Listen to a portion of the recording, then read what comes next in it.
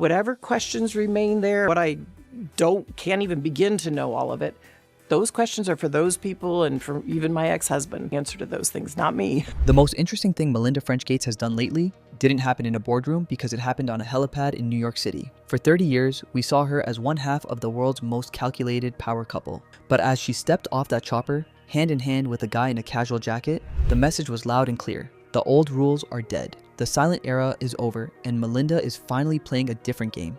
It's like a hard launch of who's that new guy she's dating? The man in the frame. Who is Philip Vaughn? So, who exactly is the guy who managed to catch the attention of one of the world's most powerful women? His name is Philip Vaughn, and if you were expecting a flashy Hollywood type or a high-profile politician, you're looking in the wrong place. Vaughn is a tech guy through and through, but he's the kind of tech guy who prefers the background over the spotlight. On paper, his resume looks like a bridge between Melinda's past and her future. He's a Microsoft alumnus, having spent nearly a decade at the tech giant from 1999 to 2008. This is a crucial detail. It means he speaks the language. He understands the grind of the Redmond campus, the intensity of the early 2000 tech boom, and the specific culture that Melinda inhabited for most of her adult life. But Vaughn isn't just a former employee. He's an entrepreneur in his own right. He's the founder and chairman of Tavour, a Seattle-based craft beer delivery service that's essentially a playground for beer geeks. Think about that for a second. It's a massive departure from the world of global health logistics and eradicated diseases. It's grounded,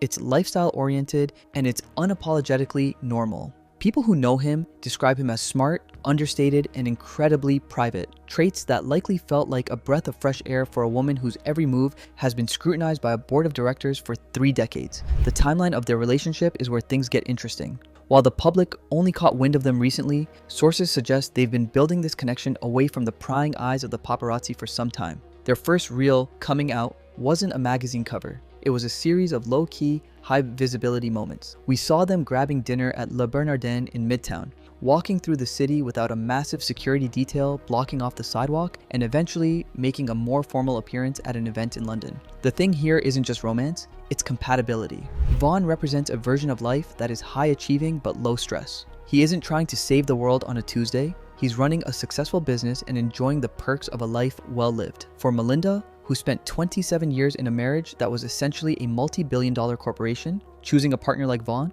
feels like a tactical move toward personal peace. He's successful enough to understand her world, but not so obsessed with his own legacy that he disappears into it. In the world of high-stakes dating, Philip Vaughn Yon is the ultimate cool choice. The guy who knows how to navigate a red carpet, but would probably rather be talking about the nuances of an IPA. Does this new partnership signal a shift in how she plans to handle her public image moving forward? From co-chair to independent. If the relationship with Vaughn is the headline, her professional divorce from the Gates Foundation is the real story.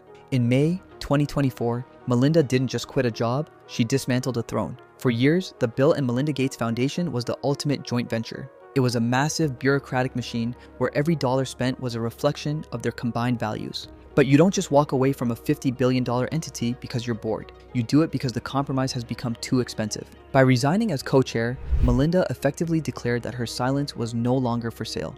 The exit was clean, calculated, and incredibly lucrative. She walked away with an additional $12.5 billion, specifically earmarked for her own philanthropic work. This wasn't a settlement. It was a war chest. She moved her operations entirely to Pivotal Ventures, her own investment and incubation company. If the Gates Foundation was a giant ocean liner, powerful but slow to turn, Pivotal is a fleet of high-speed jets. It's leaner, faster, and focused entirely on Melinda's personal mission, the economic and political power of women. This professional pivot is what makes her new relationship possible. You can't date a craft beer entrepreneur while you're tethered to a legacy that requires you to be a global saint 24/7. By stepping down, she shed the co-chair skin. She stopped being half of a brand and started being an individual. This transition was about more than just money. It was about the luxury of time and the freedom of association. At the foundation, every person she stood next to was a political statement. Now, standing next to Philip Vaughn is just a personal choice. There's a specific kind of power in being post-institutional.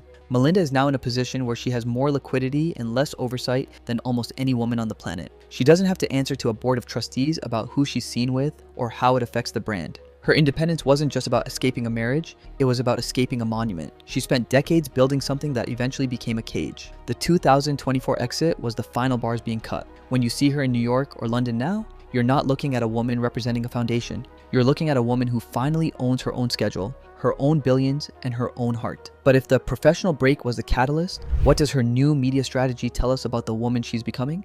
The silence versus the truth. If you're looking for a tell-all where Melinda burns down the house, you're going to be waiting a long time. That's not her style. Instead, what we're seeing in early 2026 is a masterclass in controlled narrative. Through her 2025 book, The Next Day, and a string of high-end podcast appearances, she has been breaking her silence in a way that is surgical, deliberate, and undeniably riveting.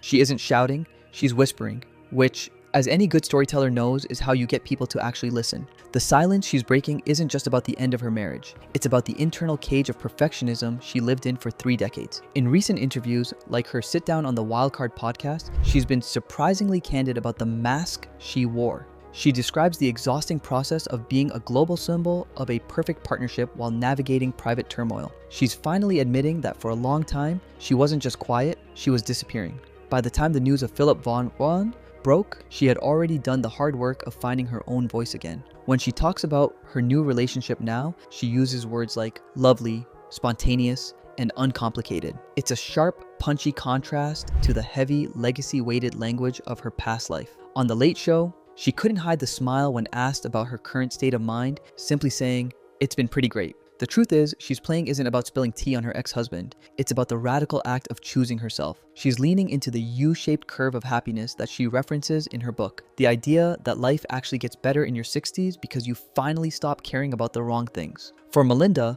breaking the silence means letting the world see the messiness of a transition. She's talking about the messy middle, that period between ending a 27-year marriage and finding a new hand to hold on a New York helipad. She's making it clear that she didn't just wake up happy, she had to fight for the right to be unpolished. By being open about her dating life, even while keeping the fine details of Vaughn's life relatively guarded, she's signaling to her audience that there is a next day for everyone, no matter how high the stakes. She's not just a billionaire on a book tour. She's a woman reclaiming the right to have a private life that is actually private even when it's public. The Microsoft era. To appreciate why Melinda's current life looks so different, you have to rewind to 1987. Imagine a young Melinda French, a bright, ambitious Duke graduate with a double major in computer science and economics, walking into the boys' club of early Microsoft. At the time, the company wasn't the global behemoth it is today. It was a scrappy, aggressive, and often chaotic pioneer of the digital age. Melinda wasn't just a bystander. She was one of the few women in leadership, rising quickly through the ranks as a marketing manager and eventually helping lead projects like Expedia and Encarta. This is where the foundation of her silence was actually built. In the high-pressure cooker of Redmond, professionalism meant being ironclad. You didn't lead with your feelings, you led with data. It was in this environment that she first caught the eye of the CEO. The story of their first meeting at a New York trade dinner is tech lore. He asked her out. She told him he wasn't spontaneous enough because he tried to book the date 2 weeks in advance. And eventually, the whiteboard pros and cons list for marriage followed. For the next decade, Melinda's identity was fused with the Microsoft way. She was a high-level executive who happened to be dating the boss, a position that required a massive amount of emotional intelligence and, more importantly, a filter. She had to navigate the office politics of being the first lady of tech while maintaining her own professional credibility. This era was less about romance and more about a shared intellectual mission. They were building the future of computing, and that didn't leave much room for finding yourself. When they married in 1994,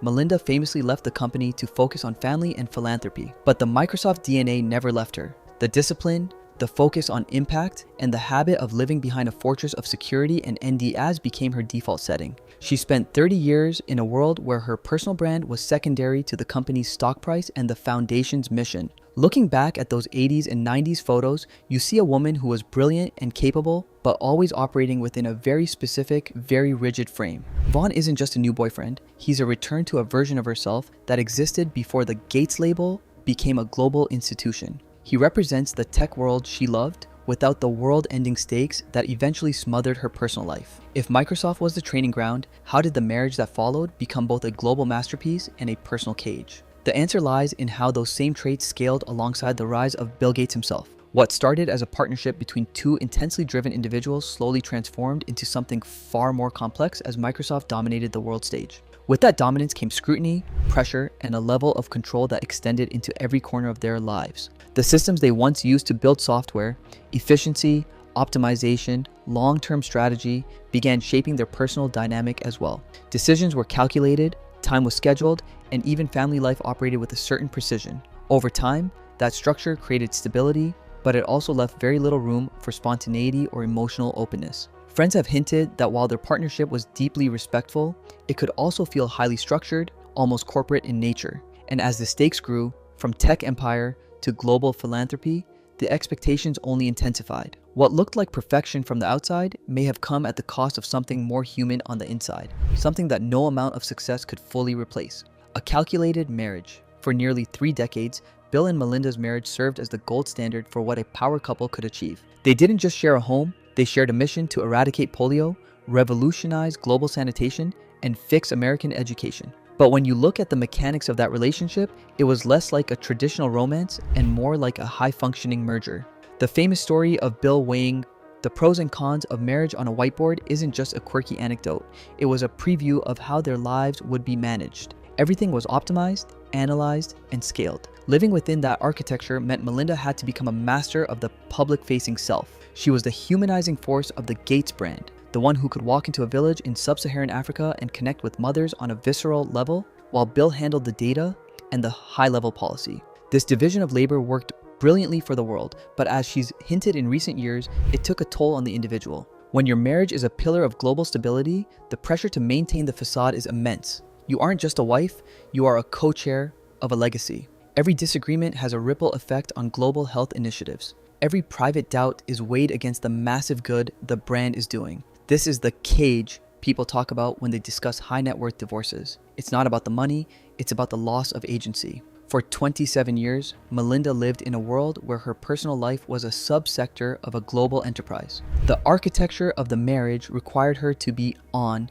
at all times. Privacy was something guarded by walls and non-disclosure agreements, not something that was naturally felt. Her current relationship with Philip Vaughn is a total demolition of that old architecture. She has moved from a world of whiteboard pros and cons and global mergers to something that looks like actual life. There is no foundation board approving her weekend plans. There is no strategic alignment needed for a dinner date in Manhattan. By shedding the weight of that 27-year structure, she didn't just leave a husband, she left a job that required her to perform happiness as a public service. The riveting part of this new chapter isn't that she found love, it's that she finally found a version of love that doesn't require a mission statement. But before Philip Vaughn entered the picture, there was a quieter, shorter chapter that proved Melinda was already testing the waters of her newfound independence. That period, though less publicized, was just as important in understanding the transition. It was a time when she began redefining boundaries that had long been dictated by expectation rather than personal choice. Close observers noticed subtle changes, more selective appearances, a shift in tone during interviews,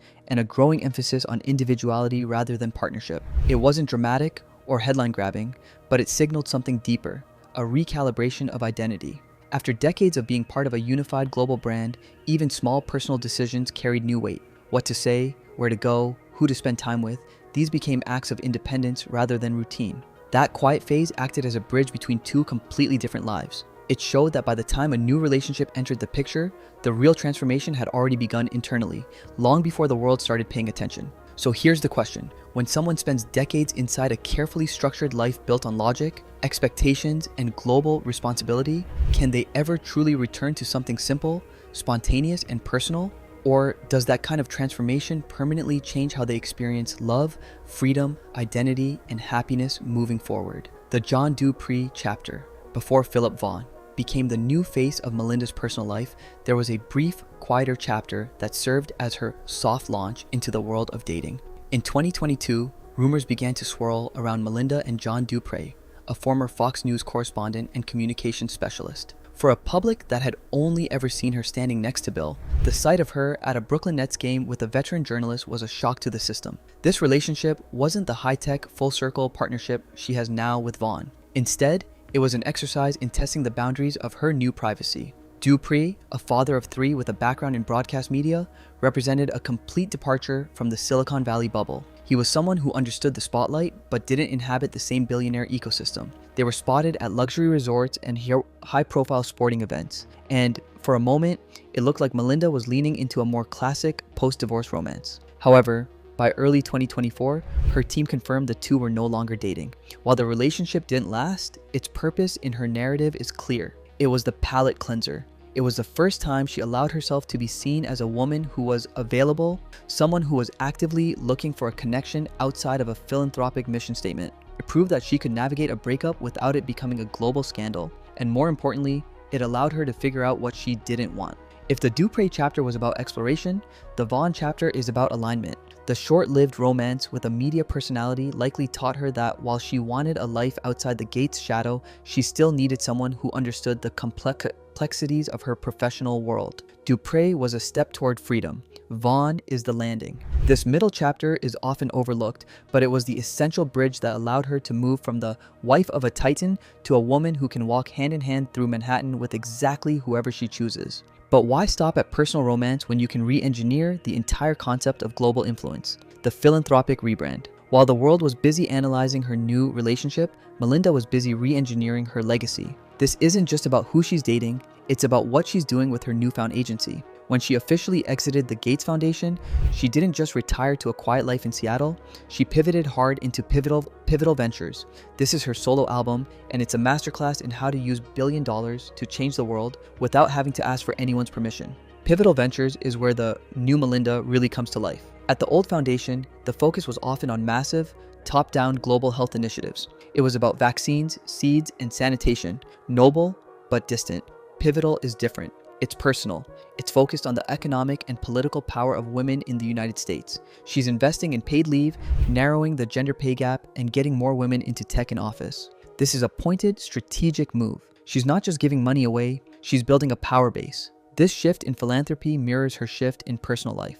At the foundation, she was part of a consensus-driven machine. At Pivotal, she is the sole decision maker. This has allowed her to be more vocal, more political, and more experimental. She's no longer playing the diplomat. She's playing the disruptor. She's using her platform to speak about things that were once considered too messy for the Gates brand, like the intersection of race and gender and the structural barriers that keep women from the C-suite. The connection between Philip Vaughn and Pivotal Ventures is subtle but undeniable. Both represent a departure from the consensus lifestyle. She is surrounding herself with people and projects that reflect her specific values rather than a shared compromise. When you see her out with Vaughn, you're seeing a woman who has successfully integrated her private happiness with her public mission. She is no longer living two separate lives, one for the cameras and one for herself.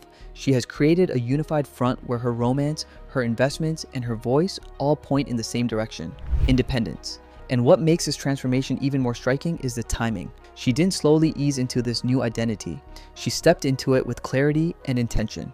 In a landscape where many public figures struggle to redefine themselves after such a high-profile split, her transition feels unusually deliberate. Every move appears aligned with a long-term vision rather than a reaction to circumstance. That level of control suggests something deeper. This isn't reinvention, it's revelation. The priorities were always there, just waiting for the space to fully emerge. And now that she has that space, she's moving with a confidence that signals she's not looking back. In the end, this isn't just a story about divorce, wealth, or even reinvention. It's about control. Control over identity, over purpose, and over the narrative that defines a life lived in the public eye. Melinda French Gates is no longer part of a shared legacy. She is writing her own. And whether people agree with her direction or question it, one thing is undeniable. She has stepped into a version of herself that feels fully owned. The real story isn't who she left behind, it's who she has chosen to become. Like this video, hit that subscribe button if you haven't, and watch out for the next uploads.